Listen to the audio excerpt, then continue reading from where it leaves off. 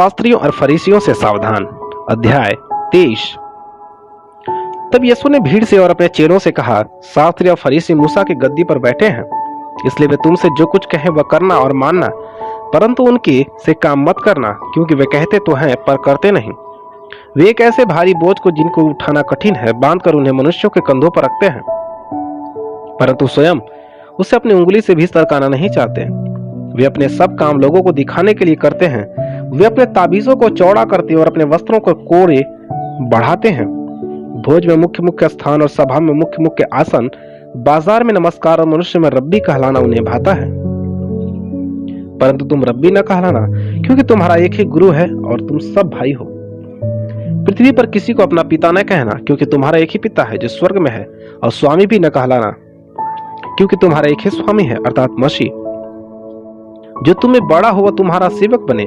जो कोई अपने आप को बड़ा बनाएगा वह छोटा किया जाएगा, और जो कोई अपने आप को छोटा बनाएगा वह बड़ा किया जाएगा। शास्त्री और फरीसियों के पाखंड की प्रार्थना। हे कपटी शास्त्री और फरीसियों, तुम पर हाय, तुम मनुष्यों के लिए स्वर्ग के राज्य का द्वार बंद करते हो, न तो स्वयं की उसमें प्रवेश करते हो और न उसमें प्रवेश करने वालों को प्रवेश करने देते हो।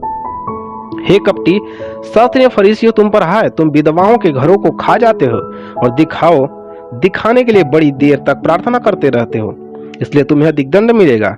हे कपटी शास्त्री और फरीसियों को तुम पर हाय, तुम एक जन को अपने मत में लाने के लिए सारे जल और थल में फिरते हो, और जब वह मत में आ जाता है तो उसे अपने से दूना नारकीय बना देते हो। हे अंधे अगुओं, तुम पर हाय, जो कहते हो कि यदि कोई मंदिर की शपथ खाए तो कुछ नहीं, परंतु यदि कोई मंदिर के सोने की सौगंध खाए तो उससे बंध जाएगा। हे मूर्खों और अंधों, कौन बड़ा, सोना या वह मंदिर जिससे सोना पवित्र होता है? फिर कहते हैं हो कि यदि कोई वेदी की शपथ खाए तो कुछ नहीं, परंतु जो भेंट उस पर है यदि कोई उसकी शपथ खाए तो बंध जाएगा। हे अंधो, कौन बड़ा है, भेंट या वेदी जिससे भेंट पवित्र होती है? इसलिए जो वेदी की शपथ खाता है वह उसकी और जो कुछ उस पर है उसकी भी शपथ खाता है। जो मंदिर की शपथ खाता है वह उसकी और उसमें रहने वाले की भी शपथ खाता है। जो स्वर्ग की शपथ खाता है वह परमेश्वर के सिंहासन के उस पर बैठने वाले की भी शपथ खाता है। हे कपटी शास्त्री और फरीसियों, तुम पर हाय, तुम पुदीने और सौंफ और जीरे का 10वां अंश तो देते हो, परंतु तुमने व्यवस्था की गंभीर बातों को अर्थात न्याय और दया और विश्वास को छोड़ दिया है। चाहिए था कि इन्हें भी करते रहते और उन्हें भी न छोड़ते। हे अंधे अगुओं, तुम मच्छर को तो छान डालते हो परंतु ऊंट को निगल जाते हो। हे कपटी शास्त्री और फरीसियों, तुम पर हाय, तुम कटोरे और थाली को ऊपर ऊपर से तो मांजते हो, परंतु वे भीतर अंधेर और असंयम से भरे हुए हैं। हे अंधे फरीसी, ये पहले कटोरे और थाली को भीतर से मांज कि वे बाहर से भी स्वच्छ हों।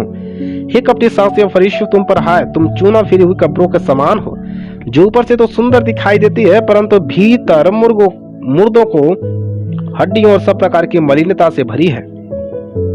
इसी रीति से तुम भी ऊपर से मनुष्यों को धर्मी दिखाई देते हो, परंतु भीतर कपट और अधर्म से भरे हुए हो। शास्त्री और फरीसियों पर दंड की भविष्यवाणी। हे कपटी शास्त्री और फरीसियों, तुम पर हाय, तुम भविष्यद्वक्ताओं की कब्रें संवारते और धर्मियों की कब्रें बनाते हो और कहते हो, यदि हम अपने बाप दादों के दिनों में होते तो भविष्यद्वक्ताओं की हत्या में उनके साझी न होते। इसे तो तुम अपने पर आप ही गवाही देते हो कि तुम भविष्यद्वक्ताओं के हत्यारों के संतान हो।